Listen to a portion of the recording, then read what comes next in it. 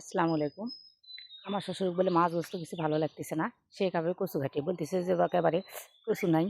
আমি বললাম তো কচু ঘাঁটি করো তো। তাই আমি এই যে দেখেন কচু বলে নাই, এই যে কচুর বন এখানে আমরা লাগিয়ে রাখছি। এখান থেকে আজকে কচু ঘাঁটি করবো।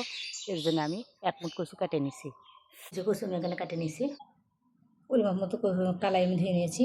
আর যে এখানে দেখেন সব মশলা একবারে অ্যাড করে নিয়েছি। এইগুলো এখন আমি সবার ভিতর দিয়ে মাখিয়ে দেবো। একটু তেল দিয়ে দেবো।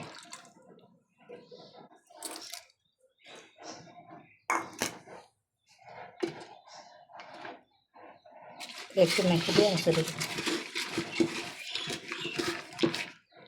পরিমাপ মতো পানি দিয়ে এখানে উঠে দিলাম, গ্যাসটা জ্বালিয়ে দিলাম।